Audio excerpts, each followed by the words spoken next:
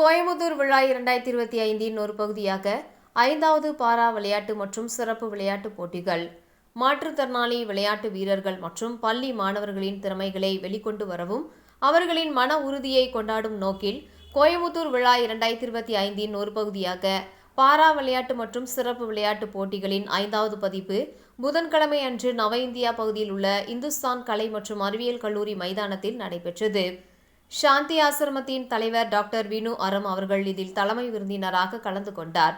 கௌமாரம் பிரசாந்தி அகாடமியின் நிறுவனர் தீபா மோகன்ராஜ், இந்துஸ்தான் கலை மற்றும் அறிவியல் கல்லூரியின் நிர்வாக அரங்காவலர் சரஸ்வதி கண்ணையன், கோயமுத்தூர் விழா 2025 தலைவர் சண்முகம், யங் இந்தியன்ஸ் அமைப்பின் கோவை பிரிவு தலைவர் நீல் கிகானி, பாரா விளையாட்டு மற்றும் சிறப்பு விளையாட்டுப் போட்டி 2025 குழு தலைவர் டாக்டர் பிரியா மற்றும் பிற முக்கிய விருந்தினர்கள் இந்நிகழ்வில் பங்கேற்றனர்.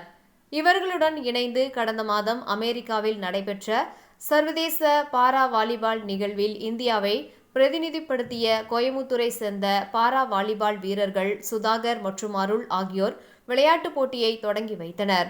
திருப்பூர், நாமக்கல், தேனி, காஞ்சிபுரம் போன்ற பல்வேறு மாவட்டங்களில் இருந்து 350க்கும் மேற்பட்ட சிறப்பு மாணவர்களும் 150 பாரா வீரர்களும் இந்த நிகழ்வில் பங்கேற்க திரண்டனர். சிறப்பு மாணவர்களுக்கு கால்பந்து, வாலிபால், குண்டு எறிதல், ஈட்டி எறிதல், சைக்கிளிங் போன்ற போட்டிகள் நடைபெற்றது. பெரியவர்களுக்கு volleyball, throwball, table tennis, fencing மற்றும் தடகள போட்டிகள் நடைபெற்றது.